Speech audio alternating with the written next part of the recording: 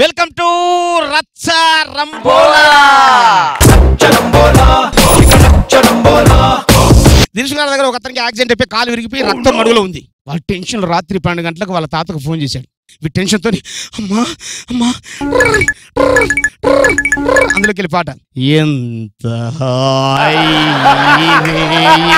ఎంత మధురమీ హాయి బాధతో ఎలా చెప్తావు? తప్పనిసరి పరిస్థితుల్లో ఆమెకు పెళ్లి అయిపోతుంది. Jersey I miss you. Super. I miss you so much. I love you. Super. ఈ అబ్బాయి నిజంగా దీన్ని బట్టి నాకు ఏం తెలుసు అంటే అబ్బాయి నిజంగా లవ్ లో ఉన్నాడని అర్థమైంది.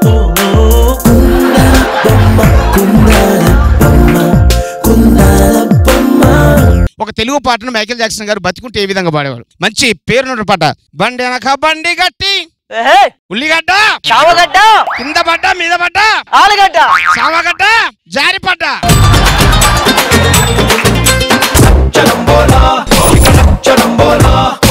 మీరు హ్యాపీగా నవ్వండి, ఒకసారి నవ్వండి నవ్వండి.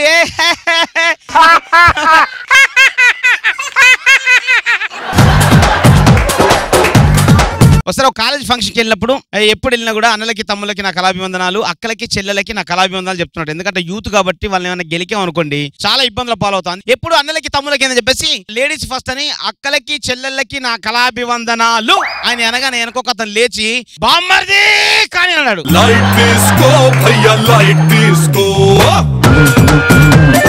నిజ జీవితంలో కొన్ని అలాంటివి ఎదురవుతాయి, ఎలా ఉంటాయి. అలాగే ఒక సినిమా డైలాగ్ తీసుకొని మధ్యలో లేడీ వాయిస్ కనుక ఎంటర్ అవుతే ఎలా ఉంటుంది? ఒక అరుంధతి సినిమా లాంటిది ఒక వాయిస్ తీసుకొని మధ్యలో లేడీ వాయిస్ ఎంటర్ అవుతుంది. ఎలాగా? సోను సూద్ గారు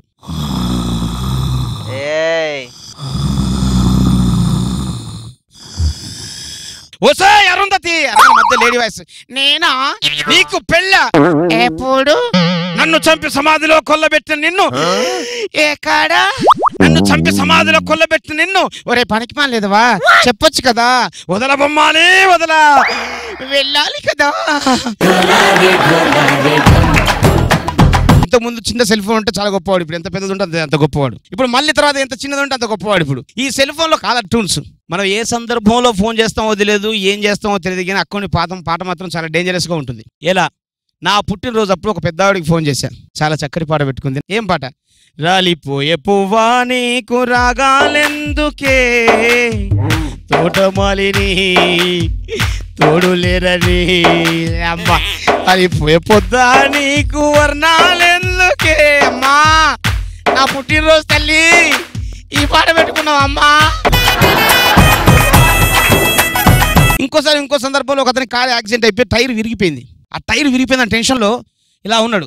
అప్పుడు ఆ కంపెనీ నుండి ఫోన్ చేసి ఈ పాటను డౌన్లోడ్ చేసుకోమని చెప్పి. ఆ పాట ఏంటి తెలుసా? నీ ఎదలో నాకే చోటు వద్దు, నీ ఎదలో నాకే చోటు వద్దు, నీ ఎదలో నాకే చోరే, నా కారు టైర్ విరిగిపోయి అంటే నువ్వే నీ ఎదలో నాకు చోటు ఎందుకురా నాయన నీ అయ్యా. దినేష్ గారి దగ్గర ఒక అతనికి యాక్సిడెంట్ అయిపోయి కాలు విరిగిపోయి రక్తం మడుగులో ఉంది. వాళ్ళ టెన్షన్ రాత్రి 12 గంటలకు వాళ్ళ తాతకు ఫోన్ చేశాడు. టెన్షన్తో అమ్మా అమ్మా అందులోకి వెళ్ళి పాట ఎంత హాయి ఎంత మధురమీ హాయి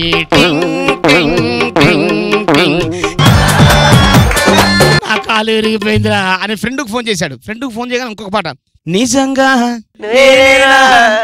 ఇక నీ జతలో ఉన్నా నిజంగా బా నేనేనా రే కాలరా ఇక నీ జతలో విరిగిందిరా అయ్యా. మామకు ఫోన్ చేస్తాను, మామకు ఫోన్ చేశాడు. మామకు ఫోన్ చేయగానే సూపర్ పాట, దేవుడే దిగి వచ్చిన స్వర్గమే రాసిచ్చిన ఇప్పుడు ఈ సంతో అయ్యా. ఇంకో నీకు ఫోన్ చేశాడు, చాలా చక్కటి పాట. ఏం పాట తెలుసా? బాసు బాసు పరదేశి నేను ఫారెన్ నుండి విచ్చేసాను, రింగ రింగ రింగ రింగ రింగ రింగ రింగ రింగ రే ఏ రింగ రింగ రింగ రింగ రింగ రింగ రింగ రింగ రే. అబ్బా ఇక నాకు ఈ ఫోన్ వద్దు ఏదొద్దు, ఇంకా ఫోన్లో వాడను రా అని చెప్పేసి పక్కన పెట్టేశాడు. ఇలాగా కొన్ని మనకు ట్యూన్స్ అంటే పాటలు కూడా చాలా ఇబ్బందిగా ఉంటాయి. కాబట్టి ఇప్పుడు మళ్ళీ లాగానే ఒక తెలుగు పాటను మైకేల్ జాక్సన్ గారు బతికుంటే ఏ విధంగా పాడేవాడు. మంచి పేరున్న పాట. బండి అనక బండి గట్టి ఉల్లిగడ్డ చామగడ్డ కింద పడ్డ మీద పడ్డ ఆలుగడ్డ చామగడ్డ జారి పడ్డ. బండి అనక బండి గట్టి 16 బండ్లు గట్టి ఏ బండ్లే పోతావు కొడుకో నైజాము తరకరోడ, ఏ బండ్లే పోతావు కొడుకో నైజాము తరకరోడ, ఏ బండ్లే పోతావు కొడుకో నైజాము తరకరోడ. ఇది మైకేల్ జాక్సన్ తెలుగు అసోసియేషన్ అందరూ కలిపి వెళ్ళి అన్నయ్యా మా తెలుగు పాట ప్రపంచంలో నలుదిక్కులు ఇది చాటాలి, ప్లీజ్ మీ వాయిస్ లో మీ వెస్టర్న్ లో పాడండి అని చెప్పేసి ఆయనకి ఇచ్చారు. కమాన్ స్టార్ట్ అన్నాడు, ఎంట్రకల్ లావుతా కమాన్ స్టార్ట్.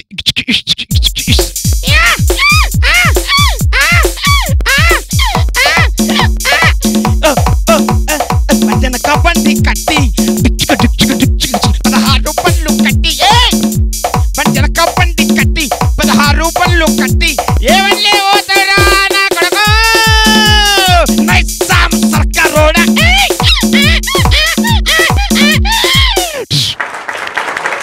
మీకు ఎప్పటి నుండి సార్ మూర్ఛ ఉంది? నేను చూసిన తర్వాత కొద్దిగా ఆ టైప్ ఆఫ్ ఫీలింగ్ వచ్చేసి ఇది వచ్చింది.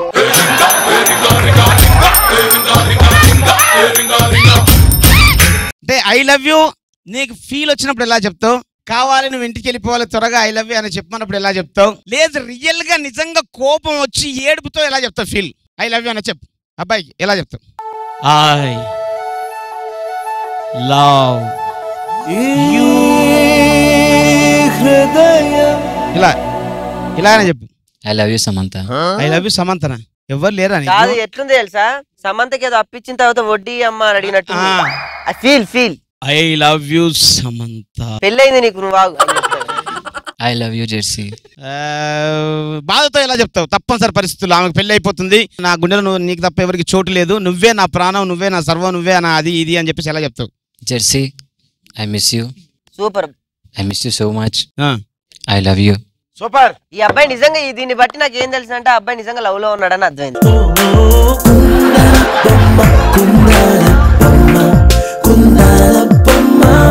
ఇప్పుడు వస్తున్నాడు ఈజ్ నా మోస్ట్.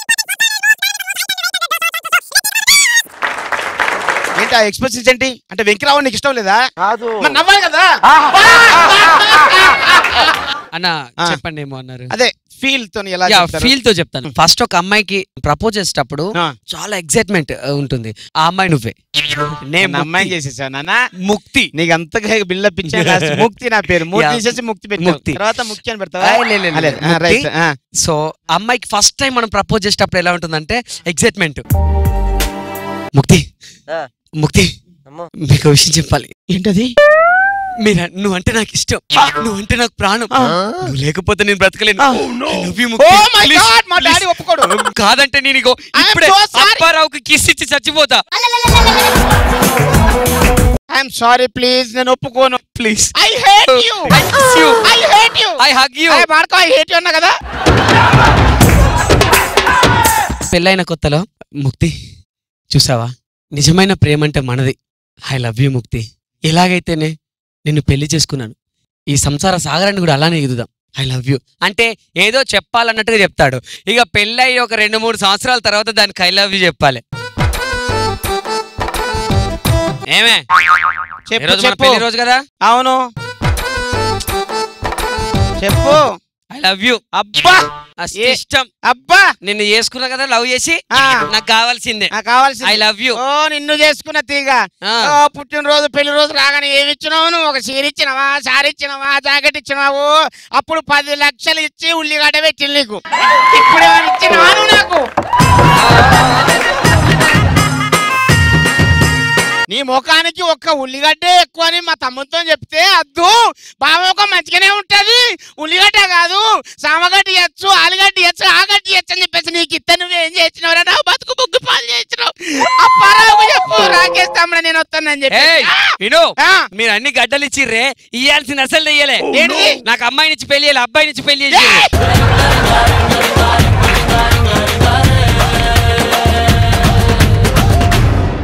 ఈ కార్యక్రమాన్ని మళ్ళీ మళ్ళీ చూడాలనుకుంటే please subscribe Mallemala TV. Thank you all of you. Thank you.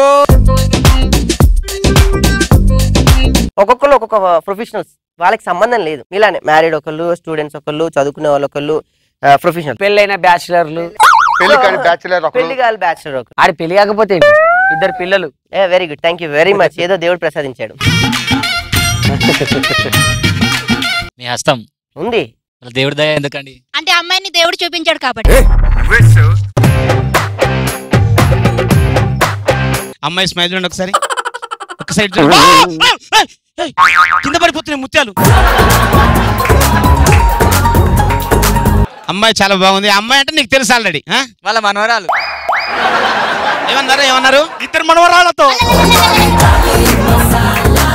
ఏమే కాంతం, మనకి 3 పిల్లలు పుట్టారు. ఆపరేషన్ నువ్వు చేయించుకుంటావా నన్ను చేయించుకోమంటావా అని అడిగాడు. మీరు చేయించేసుకుంటే చేయించేసుకుందరు, నాకు ఇంకా పిల్లల మీద మోసి తీరలేదన్న. బాబా ఎందుకండి అలా అరుస్తారన్నది. వేడివేడిగా టీ పట్టరా అన్నాడు. ఆవిడ లోపలికి వెళ్ళబోతుంది. ఊరుకోవాలి కదా. చూడు, మామూలు టీ కాదు, మసాలా టీ కావాలి. అందులో యాలకులు, లవంగాలు, ధనియాలు అన్నాడు. గాడిద గుడ్డు, గరుడు స్తంభం కూడా వేసి పట్టరావాలి, అంతేగా అన్నాడు. బ్రేక్ డాన్స్ చేస్తూ చేస్తూ చేస్తూ అదే అలవాటు అయిపోయింది వాడికి. ఎక్కడికి వెళ్ళినా ఎవడు కలిసినా కూడా బ్రేక్ డాన్స్ చేస్తూ నమస్కారం పెడుతున్నాడు. ఎలా